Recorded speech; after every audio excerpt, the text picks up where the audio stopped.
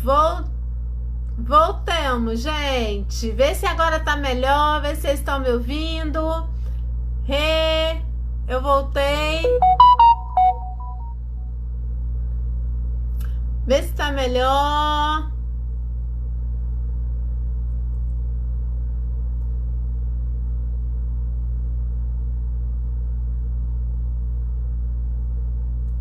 Aguardando. Vê se tá melhor. O som. Melhor? Ah, então tá bom. Aguardando a Rei agora. Melhorou a Rei? Oi, Cris. Ainda tá um pouco baixo para mim, mas eu consigo te ouvir, não sei para o pessoal. Aqui a Branca disse, acho que a sua aluna disse que tá ótimo. Ah, então tá bom. Se tá Vamos ótimo, lá. beleza. A gente vai se Vai dando um ok ajeitando. aí de vídeo e som.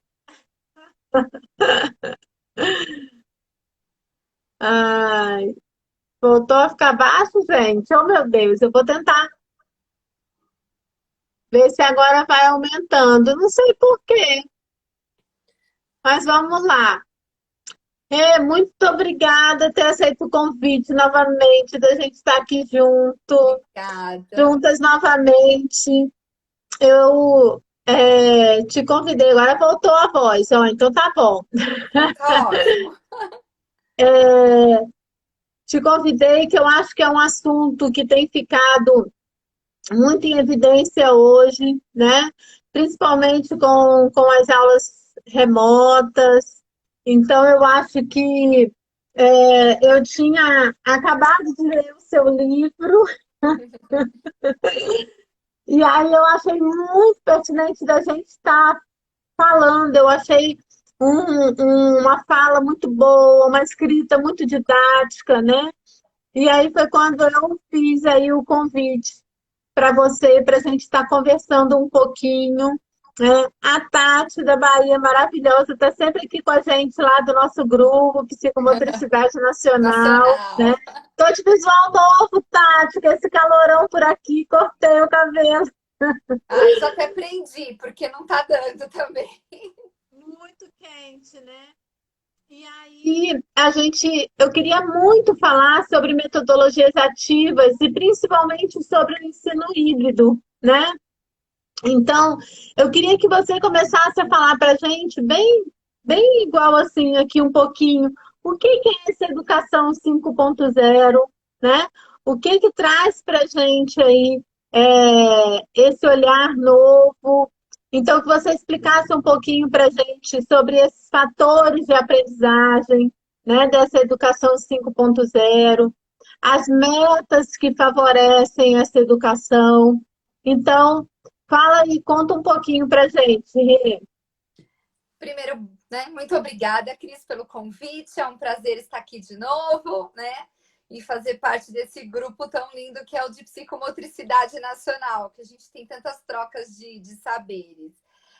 O livro Educação 5.0, na verdade, Cris, eu comecei a escrever um pouquinho antes da pandemia. Foi muito engraçado, porque eu estava escrevendo ele realmente com metodologias ativas, com uma visão diferente da educação, que na verdade não é uma visão diferente, é uma forma de ensinar que eu acho que todo mundo deveria colocar em prática. E aí, com a pandemia, logo no início da pandemia, o que aconteceu? Eu acabei acelerando a escrita do livro e acabamos lançando. Então, eu lancei o livro, se eu não me engano, foi comecinho de junho. Comecinho de junho foi quando eu lancei o livro, onde nós estávamos realmente naquele momento fervilhando do ensino remoto, o que eram essas aulas online, os professores se adaptando a tudo isso. E aí a gente fala muito de educação 4.0, a gente escuta muito isso, né? E a educação 4.0 nada mais é do que ela vem com essa revolução tecnológica. Então, eu trago a tecnologia para dentro da sala de aula, meus alunos aprendem através da tecnologia, eu aproveito os recursos da tecnologia para trabalhar a aprendizagem. E aí, pesquisando, eu cheguei a uma educação 5.0. Então, assim, Tem pouquíssimos artigos que falam sobre educação 5.0. É algo que vem vindo, mas na verdade a gente escuta, a gente acha que é novo. Mas você que leu o meu livro pode perceber e falar assim: não, mas não tem muita coisa nova, é só uma forma nova de enxergar a escola. Então, educação 5.0 é uma educação, Cris, que não traz a tecnologia como ponto fundamental da aprendizagem. Então, é uma educação onde traz as competências socioemocionais, as habilidades socioemocionais para dentro da escola. E trabalhando com o aluno sendo realmente protagonista, coisa que a BNCC já fala muito desse protagonismo, desse valor, do valor da escuta. Então, a educação 5.0 é: tecnologia não garante aprendizagem, ela é apenas um recurso. Então, essa educação 5.0 é uma educação mais afetiva, onde você possa se aproximar desse aluno e trabalhar estratégias. E aí eu trago da neurociência estratégias para fazer com que o meu aluno aprenda. Então, basicamente, é isso, é trabalhar. E tem estratégias, né? Eu acho que todo professor tem que saber quais estratégias eu posso, que são facilitadores para a aprendizagem. Porque às vezes a gente, quanto professor, Cris, e eu falo porque eu sou professora, e eu falo que às vezes a gente comete alguns erros, né? A gente quer que o nosso aluno aprenda tanto, saiba tanto, mas saiba tanta informação. Ele não sabe, ele não tem conhecimento.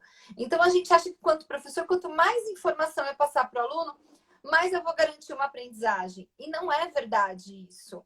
E a pandemia provou que não é isso que vai fazer com que o meu aluno aprenda. Não é eu passar uma quantidade de informação que vai garantir essa aprendizagem. E é bem interessante, assim, qual é o ponto, assim, das metodologias ativas, né? Qual é, assim, qual é o ponto principal que ela traz dentro da BNCC, né? Como você falou, e qual é o ponto principal, assim, qual é o objetivo dessas metodologias ativas? Tá. O objetivo principal, né, eu acho que é para que o aluno aprenda. Esse é o objetivo principal. Meu aluno precisa aprender. E ele precisa aprender ativas, né? Meu aluno tem que ter ação.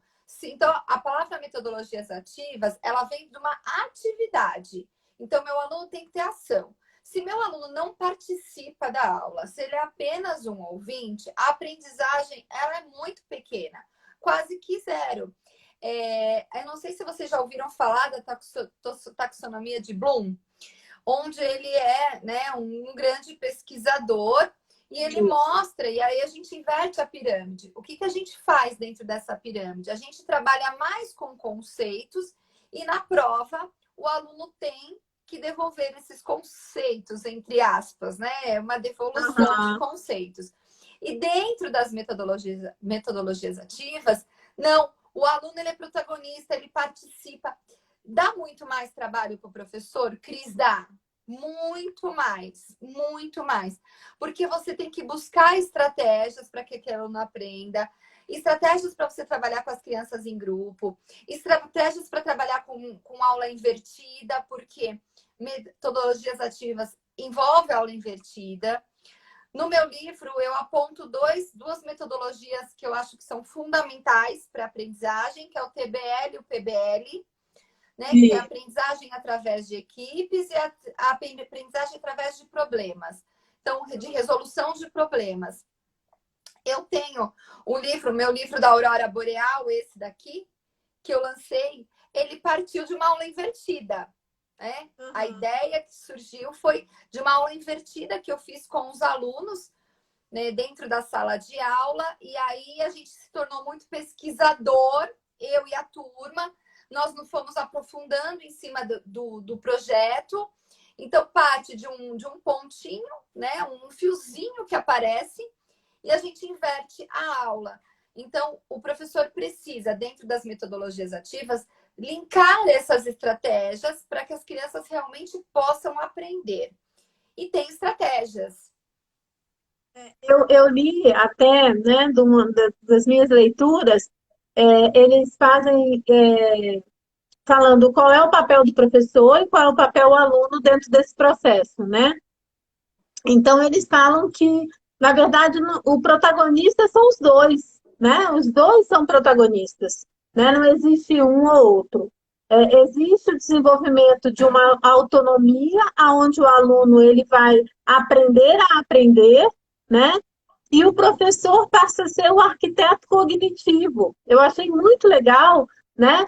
Falando sobre esse arquiteto cognitivo, aonde ele vai desenvolver estratégias para que o outro protagonista já aprenda a aprender, né? Então eu achei isso muito legal, de trazer essa percepção do aluno, né? O aprender, e aonde a gente fala, esse arquiteto cognitivo, você fala, vai dar trabalho para o professor. Na verdade, eu acho que nesse momento de transição, né, aonde ele também tem que aprender a fazer esse papel de protagonista, né, nesse momento que você fala aqui, que os dois são protagonistas. No seu livro você fala, né, dentro desse processo, eu achei muito legal, porque na verdade se fala muito aonde o aluno é protagonista. Na verdade, ele é dentro do processo que ele vai aprender a aprender. Mas o professor, ele também é o protagonista na criação, na arquitetura dessas estratégias cognitivas, né? Então, eu digo que achei muito legal esse seu olhar, né? Dos dois serem protagonistas desse processo, e aonde a gente vai criar estratégias, sair daquela zona de conforto, aonde só se tem a informação de uma via de mão única, né? Então, é muito legal, e até porque hoje o processo de tecnologia e de acesso a essas informações, elas estão muito rápidas. Então, se esse aluno não tiver estratégias novas para aprender a aprender também, né, começa a ficar aí cansativo. Estão perguntando o nome do livro, Educação 5.0 Esse aqui, e ó. Isso. Metodologias Ativas. É. Isso é educação, é isso. Educação 5.0, metodologias ativas. E aí, o que eu trago no livro, quando você fala do professor protagonista, Cris, porque o professor, ele tem que buscar estratégias. Se o meu aluno não aprende, eu acho que assim, a gente tem que quebrar um paradigma quanto professor, daquela história assim, meu aluno, os alunos que aprendem, ok. Quem não aprende, porque é falta de compromisso, ele não tem vontade, então ele não está afim de aprender, então eu não vou me esforçar. Nós temos que quebrar esse paradigma. Hoje nós temos... Gente, é fácil dar aula? Não é. E eu falo com grande propriedade porque eu sou professora, né? Então eu sei disso. E me deixa assim, incomodada, Cris, quando eu encontro professores, isso em todas as áreas, não só na classe dos professores, mas em todos, que falam assim, eu sempre dei aula desse jeito, então, para que eu vou mudar? Sempre deu certo assim. Não, gente, não dá certo. Se desse tão certo assim, o Brasil seria um dos melhores na classificação do PISA, né? Que é o nosso índice. Então, assim, então não está dando certo. Essa educação, a gente fala tanto de uma educação, vamos trabalhar com educação remota, com aula online, com ensino híbrido. Isso vinha se falando, né, Cris, há muito tempo. E nada era feito. Então, eu continuava usando a lousa, o giz, o caderno, aqueles alunos um atrás do outro.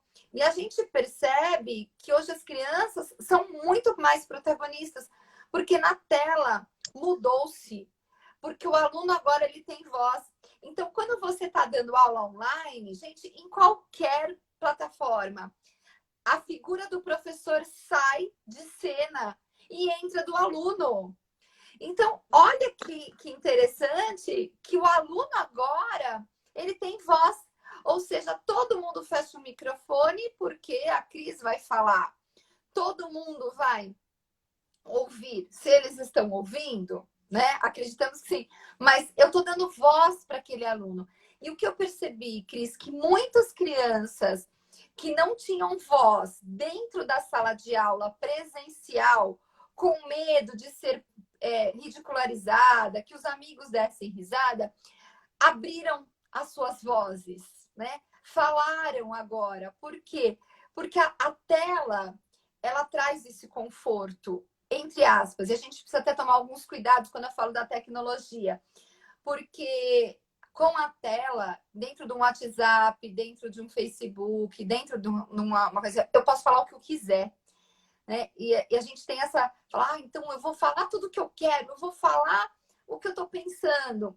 É como se a tela fosse uma barreira, um divã do psicólogo. E, né? E não é bem assim. A gente precisa ter ética, a gente precisa ter organização, a gente precisa saber o que vai falar, o que a gente vai postar. Não é um lugar de ninguém. Então, quando a gente fala do professor ser protagonista, eu acho que muitos professores hoje merecem os aplausos porque eles se tornaram protagonistas, eles buscaram aprendizagem.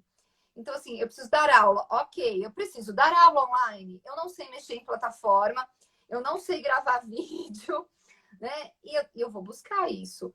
Só que, de novo, eu vou afirmar: nenhuma tecnologia vai substituir a interação do professor e do aluno.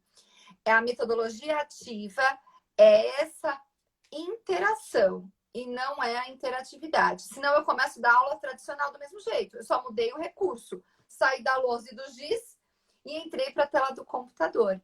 Então, eu sou uma pessoa que gosta da tecnologia, né? Sou muito favorável à tecnologia, porém, eu ainda bato na tecla. A tecnologia para as crianças não vai causar grandes benefícios agora, né? A gente precisa ter um outro olhar para essas crianças pequenas. Não é a tecnologia que vai garantir essa aprendizagem. As crianças precisam de interação, precisam de afetividade.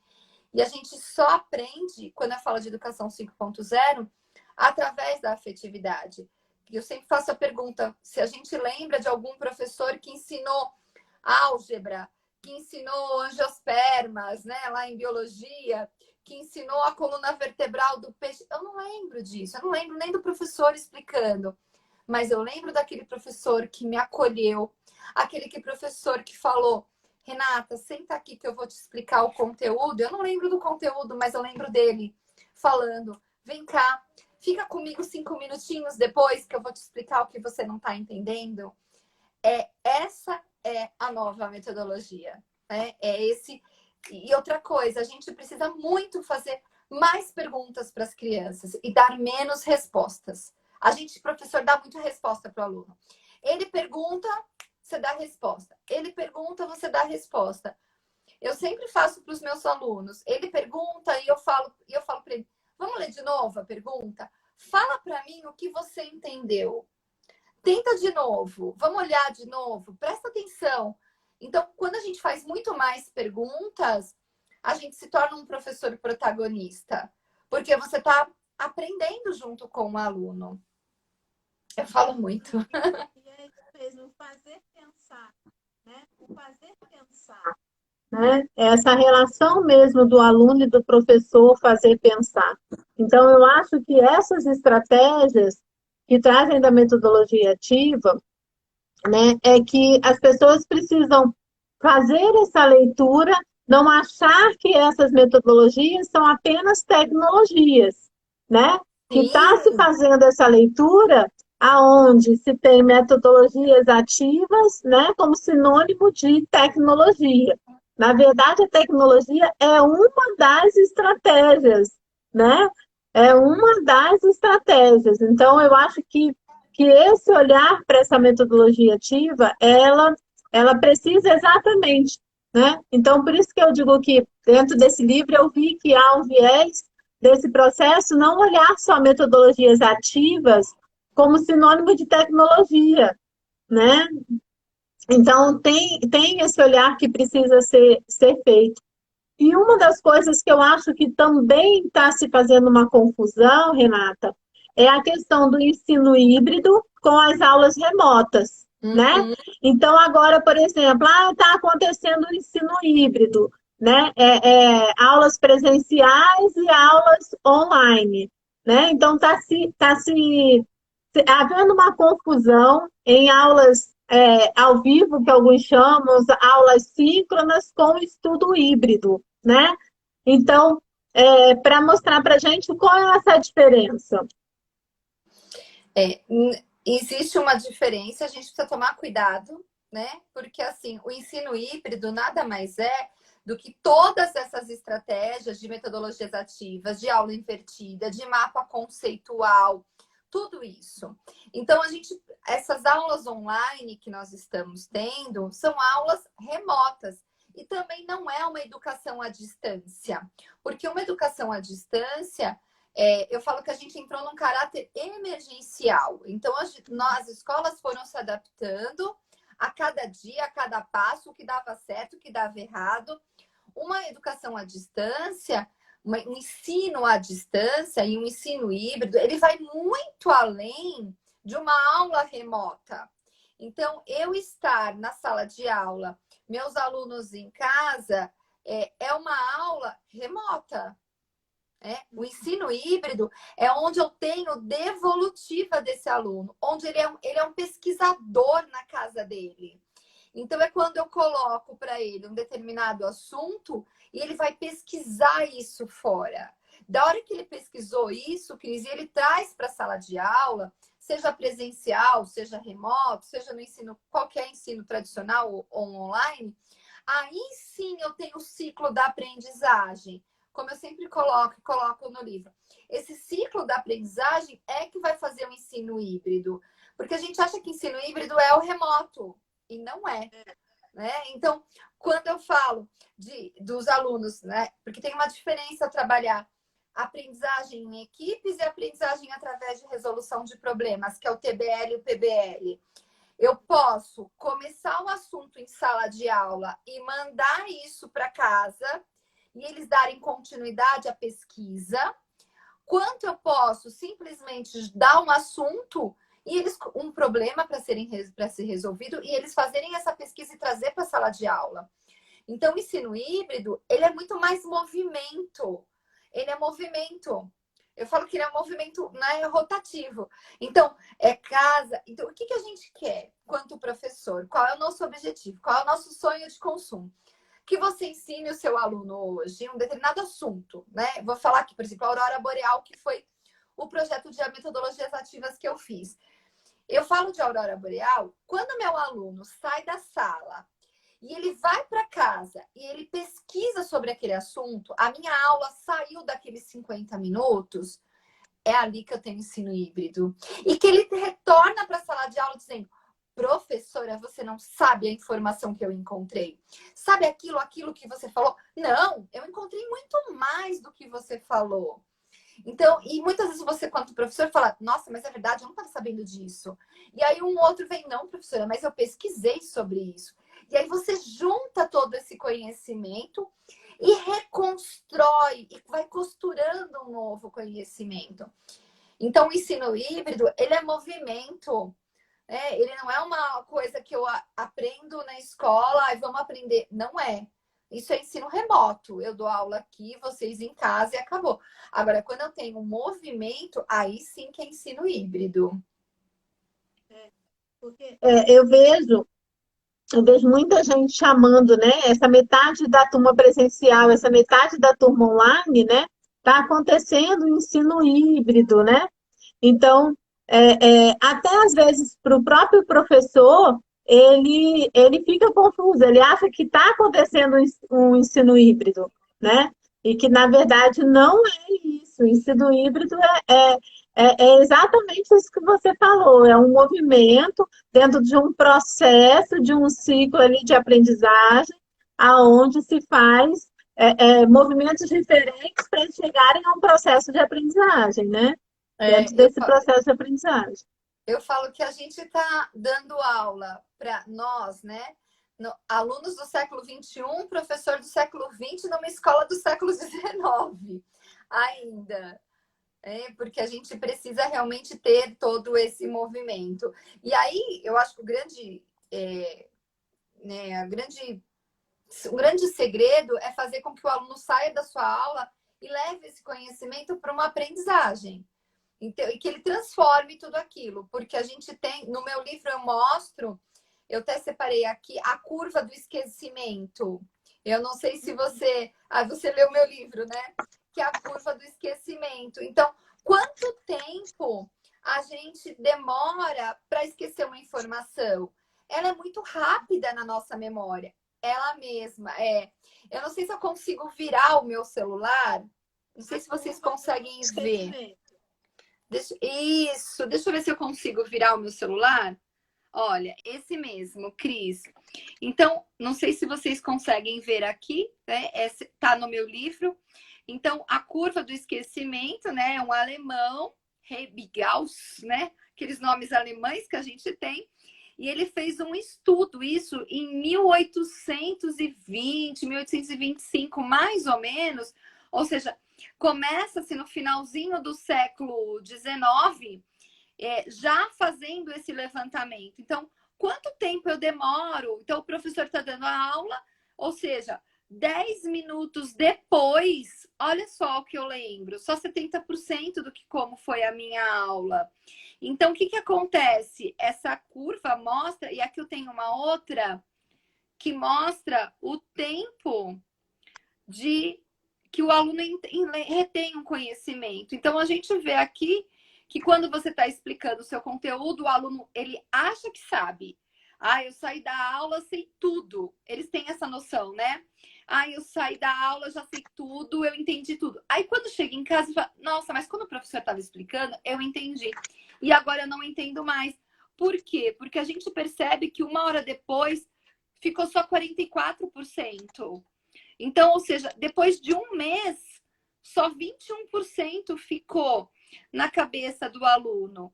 Isso se o professor deu a aula, né? Porque às vezes a gente fala, eu posso usar o PowerPoint, eu posso usar vários tipos de recurso, mas se eu não tiver uma educação 5.0, todo esse conhecimento, todo esse conteúdo, ele vai entrar na curva do esquecimento. E aí o que acontece na prova, que o aluno fala assim, deu branco, eu não lembro da prova. Por que deu branco? Porque eu não retive a informação, né? Aquilo não ficou para mim. E não fica por quê? Porque eu não trabalhei com as diferentes estratégias de metodologias ativas. Eu vou fazer uma pergunta, se vocês quiserem responder, fiquem à vontade. Vocês lembram o que aconteceu no dia 11 de setembro de 2001? Né? Eu lembro perfeitamente. Onde eu estava, com quem eu estava, a hora que era, né, quando eu recebi a notícia da queda das Torres Gêmeas. Então, ou seja, por que eu lembro do que aconteceu no dia 11 de setembro de 2001 e não lembro a informação da aula de português, de matemática, de geografia? Por quê? Porque aquele momento foi metodologias ativas, né? Mexeu com a emoção, todo mundo comentava do assunto, foi para fora da televisão, você ia no banco, você ouvia falar. E nós não tínhamos toda essa tecnologia. De verdade, gente. Eu tinha celular, o celular era unicamente exclusivo para falar. Né? Não tinha um recurso da gente buscar no Google. Então, ou seja, 2001, século 21, a gente não tinha todo esse recurso. Não tinha. Eu não lembro de sair com o celular e mandar o WhatsApp.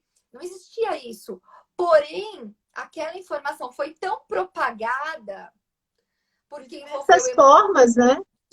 Teve música, teve histórias, teve filmes, todos os noticiários falavam, a fila do pão falava, a fila do banco conversava. Então, mexeu com a emoção e teve diferentes recursos e eu levava a informação. Eu recebi, te encontrava na fila da padaria. Oi, Cris, você viu o que aconteceu? Nossa, que judiação! É um absurdo. Será que vão pegar? Será que vão descobrir? E envolveu uma coisa chamada dúvida, desafio. Quem fez aquilo? Mas de onde surgiu? Como assim ninguém viu? Então, Por isso que é tão importante o professor dar mais perguntas, porque nós fazíamos perguntas. Mas como assim? Como os aviões... Ninguém percebeu isso? Como é que o terrorista entrou dentro do avião? Então, esse levantamento faz, e eu acho que é isso que a gente tem que levar para a sala de aula, né? A emoção, os questionamentos, o buscar isso tudo. Eu falo que eu nunca me esqueço de uma aluna que eu coloquei assim, eu comecei a aula e coloquei, vejam, descubram e tentem achar o que significa adjetivo. Eles nunca tinham visto, Cris, a palavra, nem ouvido. Adjetivo. E eu comecei. Gente, o que vocês acham que é adjetivo? E aí cada um foi falando. Ou seja, não tinha relação nenhuma com o significado de adjetivo. E uma aluna disléxica, ela fez assim, professor, eu sei. Eu questionei e ela falou assim, é quando eu não consigo atingir o meu adjetivo. Quando eu não consigo atingir o meu objetivo. Bárbaro! Ela merecia aplausos de pé. Né? Então, ela entendeu a palavra adjetivo, ela fez a associação com objetivo e ela deu a resposta ali. Então, é quando a gente começa a fazer perguntas para os alunos, buscar essas estratégias. No meu livro eu trago todas essas estratégias bem, né, bem assim, didático mesmo, etapa por etapa. E eu falo, e dão certo, todas essas estratégias, porque eu falo que são testadas pelo InRenata, não é Inmetro, né? Porque dá certo. Sabe uma coisa bem interessante, que é uma das coisas que incomodou muito nesse período de pandemia, né? Que os pais começaram a perceber as crianças, principalmente no processo atencional, né? Então, muitos pais achavam que o menino conseguia ficar de 7h30 da manhã ao meio-dia, quando ele fosse buscar, sentado olhando o professor, né? Então, eles começaram a ter essa percepção e muitas vezes eles achavam que a criança estava com problema de atencional, já estava com déficit de atenção, porque não estava prestando atenção na aula online, né? Nas aulas ali ao vivo. E você traz muito legal no seu livro, né, essa tabela do processo atencional por idade, né? Sim. Então eu achei muito legal também, né, dessa percepção que uma criança na educação infantil ali, dependendo da idade dela, ela vai ficar no mínimo diário ali sentado, né, de 3 a 5, 5 a 10, dependendo da atividade, vai fazer uns 30 minutos diários, né? Então, essa relação do processo atencional também com essas estratégias, né, das metodologias ativas, importante, já é importante para hoje, para uma estratégia hoje, né? E para essas estratégias das metodologias ativas, essas informações, elas são essenciais, né, para que o professor construa estratégias que tenham essa informação, né, não querendo que uma criança de 4 anos consiga ficar 90 minutos ali sentado fazendo uma atividade, né, e que o pai não ache isso, que ele está com um problema de déficit de atenção. Né? Porque ele não tem. Quando eu trouxe essa tabela, ela é uma pesquisa da Lilian Bassic. Da Lilian.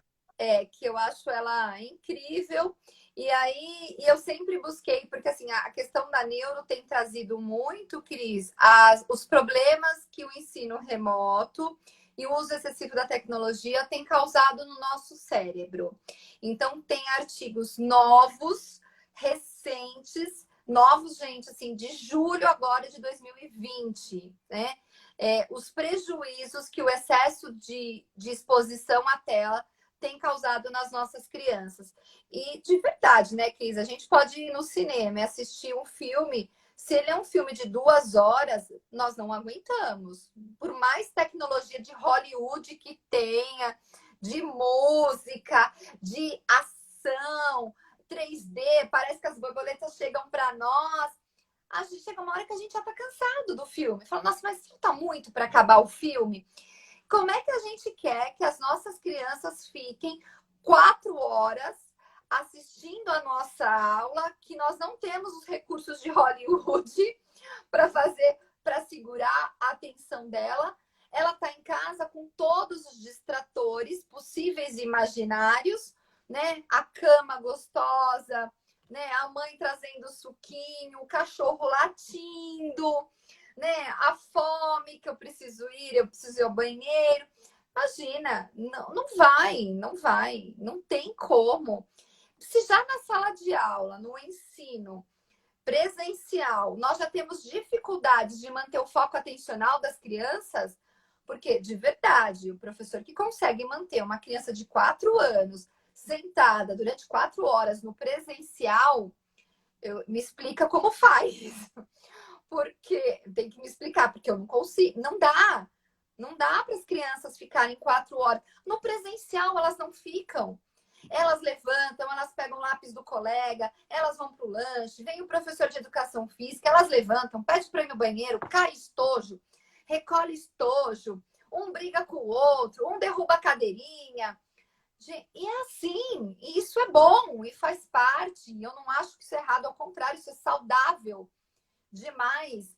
Né? Cada um carrega a sua lancheirinha, abre o lanche, derruba o suco, aperta o suco, não sabe enfiar o canudo.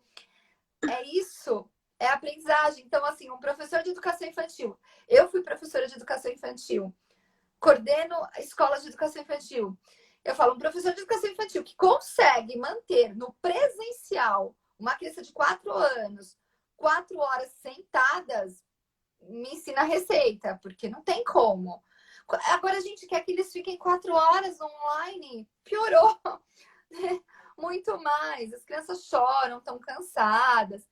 Então, o conteúdo, a gente já teve perdas, não tem como, né? Já houve perdas no momento. Então, acho que a gente tem que agora resgatar isso que ficou para trás, buscar, acolher um pouco mais. Se não dá tempo de cumprir todos os conteúdos, não tem problema, professores, não se cobrem disso, né? Não se cobrem. Eu falo quanto coordenadora pedagógica, não cobre o seu professor, quem é coordenador que está aqui, não cobre que ele cumpra todo o conteúdo, porque não é agora a prioridade.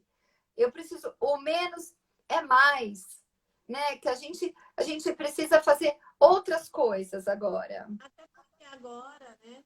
É um momento que a gente também não precisa ter esse olhar de 100% ali para um pedagógico, porque existe toda uma questão emocional, né? Psíquica, afetiva, que a gente precisa considerar hoje de uma extrema importância para que essas crianças e esses adolescentes, no momento agora, se sintam acolhidas, né? Passem por esse processo.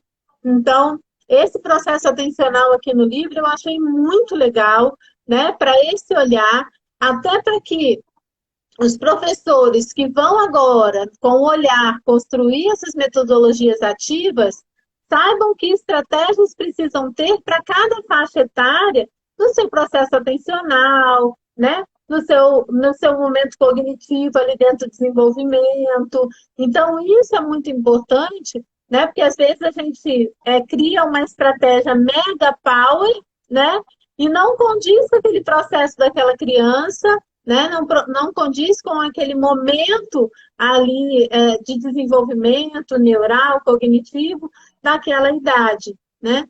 Então, eu considerei muito importante essa live, quando eu pensei logo na Renatinha, pelo livro, que eu achei muito legal, e essa confusão, né, que eu tenho visto, esse movimento aí, dessa confusão do ensino remoto com o ensino híbrido, né?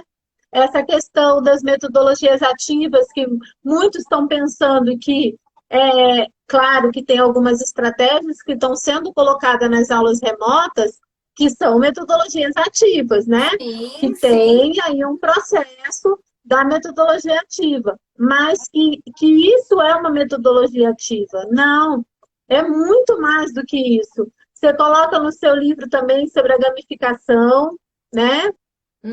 Eu Uhum. achei bem legal.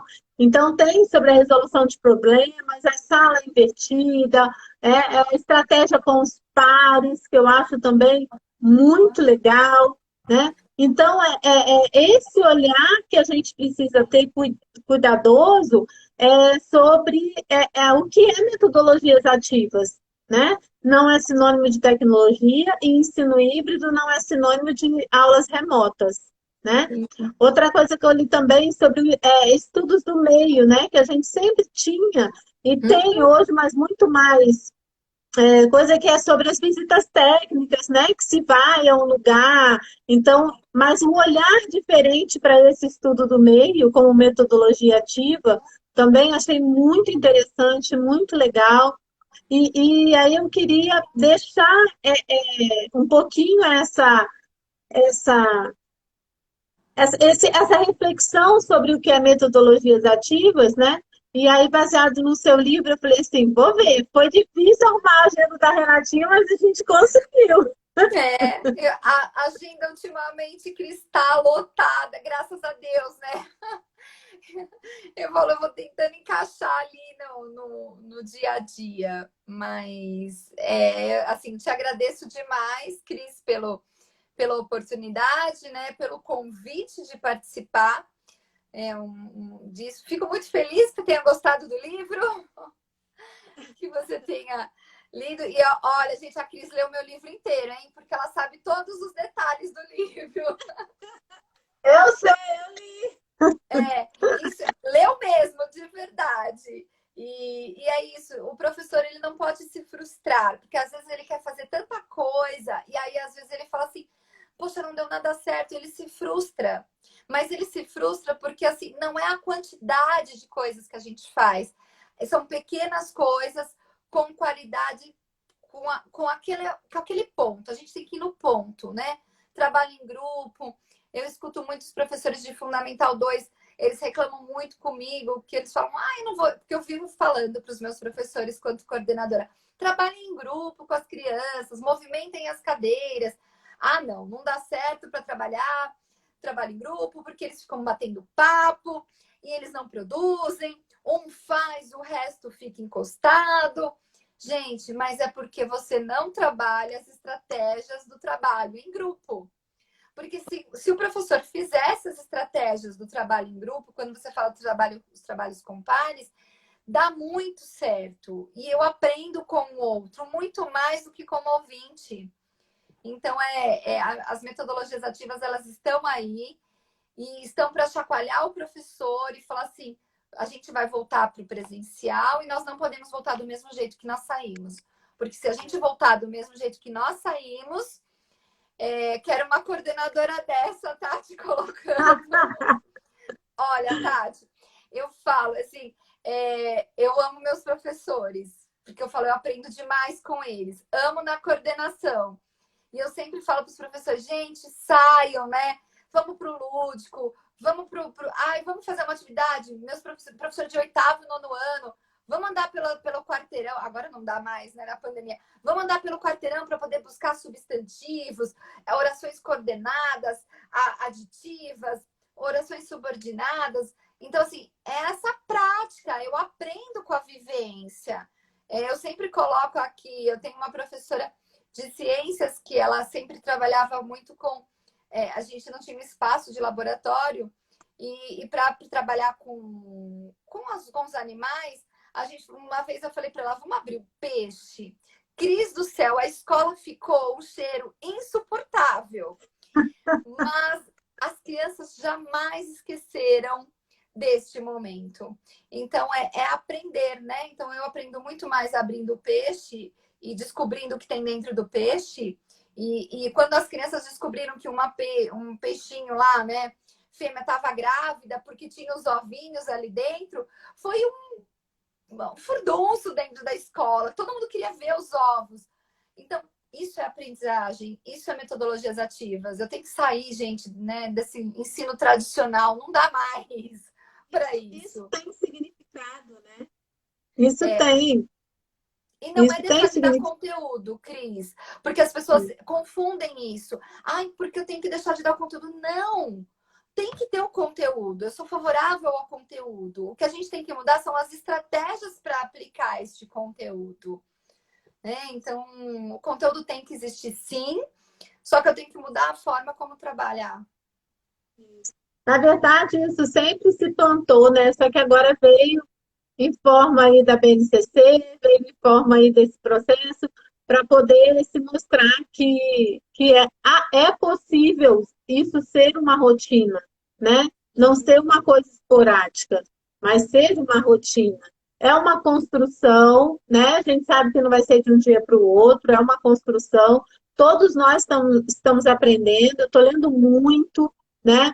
Eu estou pesquisando muito, estou lendo muito, então, eu acho que isso que é importante, da gente se aprimorar, da gente crescer também, da gente aprender, né? Como você disse, tanto professor como aluno são protagonistas, né? Então, é esse que é o processo. Então, eu queria muito agradecer, Renatinha, muito, foi muito bom.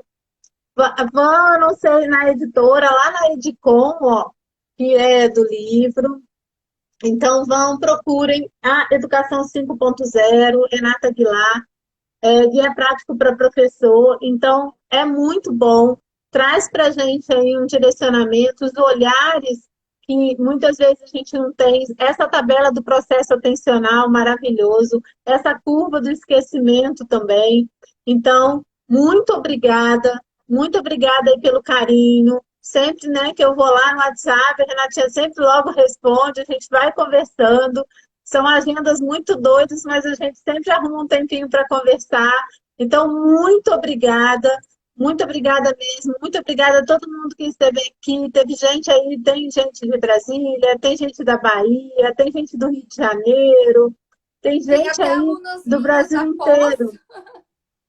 Pois é, seus alunos meus da alunos da pós. pós estão aqui, acho que a Vanise, são alunas minhas da pós, e alunas crianças, alunas maiores, e eu agradeço muito. E quem quiser o livro, pode ser pela editora ou pode ser comigo também, Cris, porque eu consigo mandar pelo correio.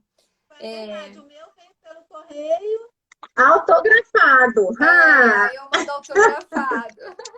A Vanise, minha aluna da pós, é até uma fofa, gente, uma São fofa. Paulo, tem gente de São Paulo também aí, tá aí na galera Tem. sua, né? Muito obrigada, Renata. Está Obrigada, Cris. sempre. O meu livro da Aurora Boreal está na casa de um paciente, porque ele não terminou de ler no consultório e levou. Depois me conta se ele gostou do livro. Pode deixar. Muito obrigada, gente. Excelente noite, excelente finalzinho de semana aí pra gente. Bom feriado. Os professores, parabéns pelo dia 15. As Verdade. crianças, parabéns também pelo dia 12. Muito obrigada, Renata. Parabéns pelo seu trabalho, viu? Muito Obrigada, obrigada Cris, pelo mesmo. convite. Tchau, Gente, gente. obrigada. Um Beijo, boa beijo para todo noite. mundo. Tchau.